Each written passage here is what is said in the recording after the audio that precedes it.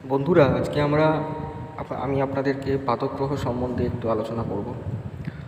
এর আগের ভিডিওতে আমাকে অনেক বন্ধুরা বলেছিলেন, আমাকে এক বন্ধু বলেছিল যোগাকারক গ্রহ আর পাদক গ্রহ নিয়ে একটা ভিডিও করতে। তো আমি যোগকারক গ্রহ নিয়ে ভিডিও করেছি, তো সেটাতে ভিউজ খুব কম হয়েছে। আমি এর জন্য খুবই দুঃখিত, আপনারা আমাকে সাপোর্ট করছেন না। আমি কষ্ট করে আপনাদের জন্য ভিডিও আনছি, কিন্তু সেরকম ভিউজ পাচ্ছি না, খারাপ লাগছে। তাই সেই এনার্জিটাও পাচ্ছি না আগের মতো যে রোজ ডেইলি ভিডিও আপলোড করব। তাও আমি আপনাদের কথা রাখার চেষ্টা করতে চাই।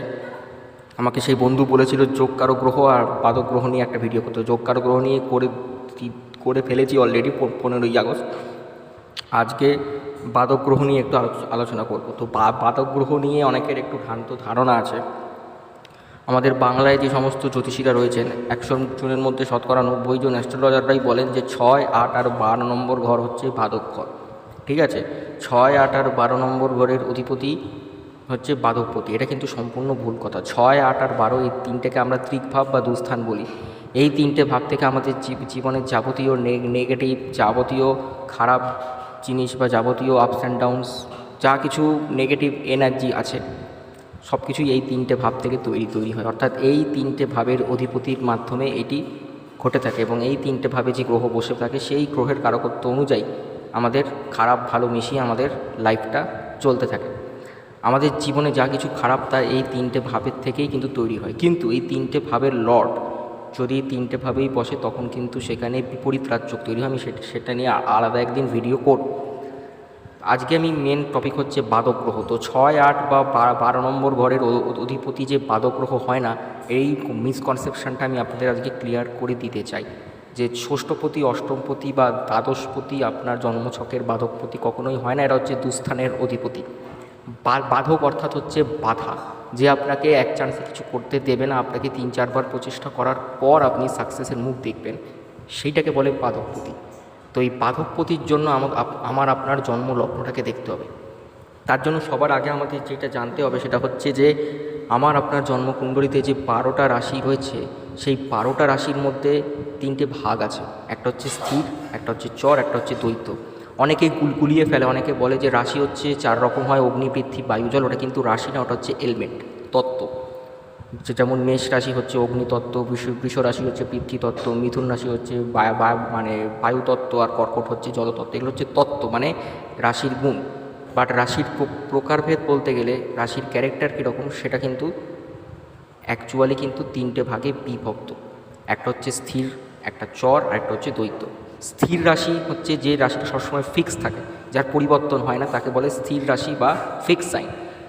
যে রাশি সবসময় চঞ্চল থাকে, কোনো এক জায়গায় কখনো স্থির থাকে না, অনেকটা চন্দ্রের মতো, তাকে আমরা বলি চর রাশি বা মুভেবল সাইন। আর যে রাশির মধ্যে স্থির এবং চর দুই রকমই পার্সোনালিটি রয়েছে, যাকে আমরা দ্বৈত রাশি বলে চিনি, সেটি হচ্ছে দ্বৈত রাশি, অর্থাৎ বুধ এবং বৃহস্পতির দুটো রাশি। অর্থাৎ আমরা এখান থেকে জেনে যাচ্ছি যে আমাদের দ্বৈত বুধের লগ্ন বা বৃহস্পতির লগ্ন হলে সেটা হচ্ছে আমাদের দ্বৈত লগ্ন। অর্থাৎ মিথুন, কন্যা, ধনু আর মীন, এই 4টে যদি আমাদের জন্মলগ্ন হয় তাহলে আমরা দ্বৈত লগ্নে জন্মেছি। যদি আমাদের বৃষ, সিংহ, বৃশ্চিক আর কুম্ভ রাশি, বৃষ রাশি, সিংহ রাশি, বৃশ্চিক রাশি বা কুম্ভ রাশির লগ্ন হয় তাহলে সেটি হচ্ছে স্থির লগ্ন, তার মানে আমরা স্থির লগ্নে জন্মেছি। আর কালপুরুষের যেটা কেন্দ্রভাব, মেষ, কর্কট, তুলা বা মকর, এই 4টে হচ্ছে চর লগ্ন। অর্থাৎ আমরা এখান থেকে পেয়ে গেলাম মেষ রাশি, কর্কট রাশি, তুলা রাশি, মকর রাশি, এগুলো হচ্ছে চর রাশি। বৃষ, সিংহ, বৃশ্চিক, কুম্ভ এগুলো হচ্ছে স্থির রাশি। আর মিথুন, কন্যা, ধনু আর মীন হচ্ছে দ্বৈত রাশি। এইবারে এই স্থির, চর আর দ্বৈত লগ্নের মধ্যে একটা ঘরের লর্ডই বাধক ঘর হিসাবে কানেকশান করে। সেটা পজিটিভ ঘরও হতে পারে, সেটা নেগেটিভ ঘরও হতে পারে, সেটা আমরা এবারে জানব। সবার আগে চর যে রাশিটা, অর্থাৎ মুভেবল সাইন যাকে আমরা বলছি, যেটা কখনো এক জায়গায় স্থির নয়, চন্দ্রের মতো চঞ্চল, রাশি খালি এক্সচেঞ্জ করে, মেষ, কর্কট, তুলা রাশি আর মকর রাশি, এই রাশির যদি আপনার লগ্ন হয়, মানে লগ্ন যদি আপনার 1, 4, 7 বা 10-এর হয়, তাহলে সেখানে লগ্ন সাপেক্ষে একাদশ ভাব যে অধিপতি তিনি হচ্ছেন বাধকপতি। অর্থাৎ মেষ লগ্নের, কর্কট লগ্ন বা তুলা লগ্ন বা মকর লগ্নের ক্ষেত্রে একাদশপতি হচ্ছে বাধকপতি। যদি আপনার স্থির লগ্ন হয়, অর্থাৎ আপনার জন্মলগ্ন যদি বৃষ, সিংহ, বৃশ্চিক বা কুম্ভ হয়, তাহলে সেই লগ্ন সাপেক্ষে নবম ভাবের অধিপতি মানে যে আপনার লাক লর্ড, ভাগ্যপতি, তিনি হচ্ছেন আপনার জন্মছক সাপেক্ষে বাধকপতি। যদি আপনার বুধ বা বৃহস্পতির লগ্ন হয়, মানে আপনার স্থির এবং দুইয়ের সংমিশ্রণ আছে, দ্বৈত লগ্ন যাকে আমরা বলি, সেই লগ্নের জন্য সপ্তম ভাবের অধিপতি হচ্ছে বাধকপতি। অর্থাৎ মিথুন আর কন্যার ক্ষেত্রে বৃহস্পতি হচ্ছে সপ্তমপতি, তিনি হচ্ছেন আপনার বাধকপতি। আর বৃহস্পতির লগ্নের ক্ষেত্রে, ধনু বা মীন লগ্নের ক্ষেত্রে বুধ হচ্ছে সপ্তমপতি, তিনি হচ্ছেন আপনার বাধকপতি। অর্থাৎ স্থির লগ্নের জন্য আপনার বাধকপতি হচ্ছে ভাগ্যপতি, চর লগ্নের জন্য আপনার বাধকপতি হচ্ছে একাদশপতি, আর দ্বৈত লগ্নের জন্য আপনার বাধকপতি হচ্ছে সপ্তমপতি। এখন এই যে স্থির, চর বা দ্বৈত থেকে পেলেন, এই বাধকপতি কিন্তু, বাধকপতি মানে যে সে আপনাকে খারাপ ফল দেয় এমনটা কিন্তু নয়।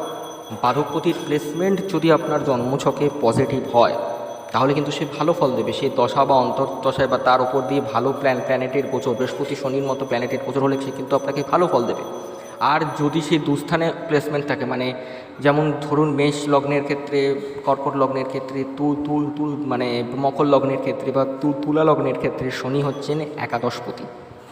মেষ লগ্নের ক্ষেত্রে শনি হচ্ছেন একাদশপতি, কর্কট লগ্নের ক্ষেত্রে শুক্র হচ্ছে একাদশপতি, তুলা লগ্নের ক্ষেত্রে সূর্য হচ্ছে একাদশপতি, মকর লগ্নের ক্ষেত্রে মঙ্গল হচ্ছে একাদশপতি। এই একাদশপতি যদি কোনোভাবে দুস্থানে অবস্থান করে, 6, 8 বা 12 নম্বর ঘরে অবস্থান করে, বা তার নিচ রাশিতে অবস্থান করে, বা সে যদি অ্যাফ্লিক্টেড থাকে, তাহলেই কিন্তু সে তার দশা বা অন্তর্দশায় বা তার উপর দিয়ে কোনো খারাপ প্ল্যানেটের গোচর, মানে রাহু, মঙ্গল, কেতু, শনি এরকম প্ল্যানেটের গোচর হয়, তখনই কিন্তু সে আপনাকে খারাপ ফল প্রদান করে থাকবে। সিমিলারলি যদি আপনার বৃষলগ্ন হয়, সিংহলগ্ন হয়, বৃশ্চিক লগ্ন হয় বা কুম্ভ লগ্ন হয়, তাদের ক্ষেত্রে ভাগ্যপতি হচ্ছে বাধকপতি। আমি একটা এক্সাম্পল দিয়ে বলছি। বৃষলগ্নের ক্ষেত্রে শনি হচ্ছে যোগকারক গ্রহ। আমরা জানি, এই আগের দিনের ভিডিওতেই বলেছি যে শুক্রের লগ্নের জন্য শনি, শনির লগ্নের জন্য শুক্র। এই যোগকারক গ্রহটি কিন্তু আপনার জন্মছকের বাধকপতি হয়ে যেতে পারে। তাহলে সেটা কখন হবে? যদি সেই ভাগ্যপতি মানে যোগকারক গ্রহটি, অর্থাৎ বৃষলগ্নের ক্ষেত্রে শনি বা কুম্ভলগ্নের ক্ষেত্রে শুক্র যদি ষষ্ঠ ভাব, অষ্টম ভাব বা দ্বাদশভাবে অবস্থান করে, বা জন্মছকে যদি সে তার নিচ রাশিতে বা কোনোভাবে পীড়িত অবস্থায় রয়েছে, খারাপ নক্ষত্রে রয়েছে, তখন কিন্তু সে তার দশা অন্তর্দশায় বা তার উপর দিয়ে রাহু, মঙ্গল, শনি, কেতু ট্রানজিট হলে খারাপ ফল দিয়ে দেবে। সিমিলারলি মিথুন লগ্ন, কন্যা লগ্ন, ধনু লগ্ন আর মীন লগ্নের জন্য সপ্তম ভাবের অধিপতি যদি দুস্থানে মানে 6, 8 বা 12 নম্বর ঘরে অবস্থান করে, কিংবা তারা যদি জন্মছকে অ্যাফ্লিক্টেড হয়ে অবস্থান করে বা তারা তার নিচ রাশিতে অবস্থান করে, তাহলে কিন্তু সে তার দশা অন্তর্দশায় বা তার উপর দিয়ে রাহু, মঙ্গল, শনি, কেতুর মতো খারাপ প্ল্যানেটগুলো যখন ট্রানজিট করবে, তখন কিন্তু খারাপ ফল দিয়ে থাকবে। তখন সেই বাধকপতি আপনার জন্মছকে আপনার জীবনে কিন্তু বাধা আনবে। আদারওয়াইজ বাধকপতি যদি আপনার জন্মছকে পজিটিভ হয়, যেমন আমি একটা এক্সাম্পল দিয়ে বলছি, তুলা লগ্নের ক্ষেত্রে রবি একাদশপতি বাধকপতি, কিন্তু সে সপ্তম ঘরে তুঙ্গ হয়ে অবস্থান করছে, তাহলে কিন্তু সে আপনাকে বাধক ফল দিতে পারবে না, কখনোই দেবে না, কখনোই কিন্তু দেবে না। এটা মাথায় রাখবেন, কারণ সে তুঙ্গ হয়ে লগ্নকে দেখছে, কিন্তু ভালো ফল দেবে। এবং সপ্তম ভাব যেহেতু বিয়েকে ইন্ডিকেট করছে, আর রবি হচ্ছে একাদশপতি, মানে বিয়ের পর আপনার ভাগ্যের উন্নতি করবে, শ্বশুরবাড়ির সম্পত্তি পাওয়ারও যোগ থাকবে। আবার ধরুন আপনার কুম্ভ লগ্ন, শুক্র আপনার ভাগ্যপতি, সে যোগকারক গ্রহ, বা সে আবার বাধকপতিও, কিন্তু সে অবস্থান করছে ধনভাবে, অর্থাৎ সেকেন্ড হাউসে তুঙ্গ হয়ে, তাহলে কিন্তু সে কিন্তু আপনাকে চরম সৌভাগ্য কিন্তু এনে দেবে তার দশা বা অন্তর্দশার মধ্যে। আবার ধনু লগ্নের জন্য বুধ হচ্ছে বাধকপতি, সপ্তমপতি, যেহেতু দেখা গেল যে বুধ আপনার জন্মছকে পজিটিভ প্লেসমেন্টে 5th হাউসে রয়েছে এবং বৃহস্পতি দৃষ্টিতে রয়েছে বা শুক্র দৃষ্টিতে রয়েছে বা শুক্রের সাথে বৃহস্পতির সাথে কনজাকশান রয়েছে, সে কিন্তু তার শ্রেষ্ঠ রেজাল্টটা কিন্তু আপনাকে দিয়ে দেবে।